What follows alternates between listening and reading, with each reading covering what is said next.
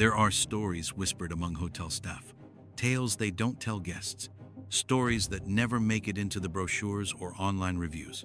And there's one story, one room, that every hotel fears.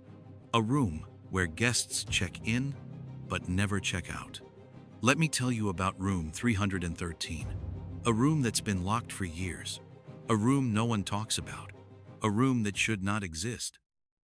It was a chilly October evening when Clara and Tom arrived at the old roadside hotel. They had been driving for hours, rain lashing against the windshield, when they finally spotted the neon vacancy sign glowing through the mist.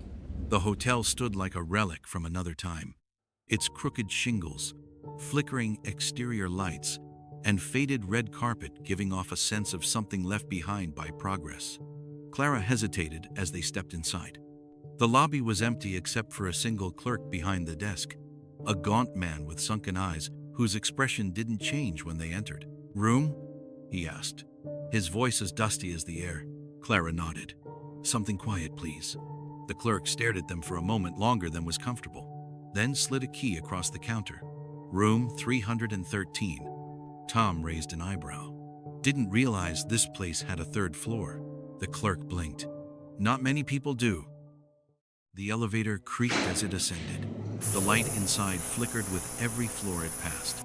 When the doors finally opened on the third floor, a gust of cold air met them. The hallway was dim, the wallpaper peeling. A long corridor stretched ahead, lined with doors that looked untouched for years. A musty scent lingered in the aerial dust, mold, and something metallic beneath it all. Room 313 was at the very end of the hallway. The door stood slightly ajar. The brass number above it had tarnished over time, so badly that the 3 looked almost like a B. Clara reached out and pushed the door open. Inside, the room was cold, unreasonably cold. Their breath curled in the air like smoke. The lights flickered as they stepped inside.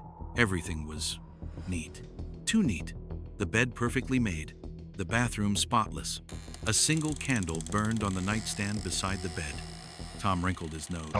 "This place gives me creeps." Clara tried to smile. "Let's just get some sleep. We'll leave first thing in the morning." But as the hours passed, I don't ever slow up, no I don't take shit. I got no love for the fakeness. If you wanna play tough and wanna hate this, I'll always show up and make a statement. I don't ever slow up, no I don't take shit. I got no love for the fakeness. If you wanna play tough and wanna hate this, I'll always show up and make a statement. Everything I do so instinctive and so passionate. Every word I move so descriptive like an adjective. I got a vendetta against people who patented being negative when you should be getting after it. Heart pounding. I got facts over tracks, this and that, spitting slow, spitting fast. I could roast, I could gas, think I'm okay and last, but I don't know if that can erase all the past and the pettiness. A reflection of the emptiness, hilarious. Panic set in. Clara shook Tom awake. They began packing in a frenzy. Shoes, keys, phone. But when they tried to leave, the elevator was dead. The stairs led in circles. The hallway seemed to stretch infinitely in both directions. They knocked on every door, no answer. Every window showed the same view. Pitch black sky, no street, no road, no world beyond the hotel. They were trapped. Tom disappeared first. 1 second he was behind her, grabbing his bag. The next, gone. No sound, no warning, just gone. Clara screamed, searched, called his name. Room 313 stood open. Inside, a new suitcase sat beside the bed. Not theirs. A fresh toothbrush in the bathroom. The candle on the nightstand still burning. And on the mirror, "Welcome back."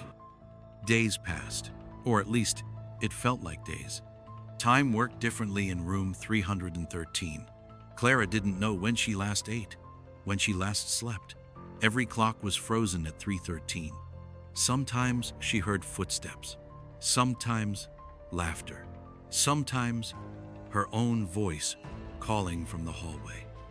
But whenever she opened the door, the hall was empty. And one night, she saw Tom, standing at the end of the hallway, smiling, Only it wasn't really him. His eyes were hollow, his smile too wide. He beckoned. She slammed the door shut. The next morning, the candle had gone out. The room was darker, colder, and Clara, she was gone. Only the mirror remained. And this time, a new message. One vacancy remaining. The hotel clerk denies they ever stayed there. No record, no payment, no room 313 in the registry. But strange things still happen. Guests swear they hear footsteps above them, even when there's no floor above. The elevator sometimes stops on a floor that shouldn't exist. And occasionally, a guest will find a key marked 313.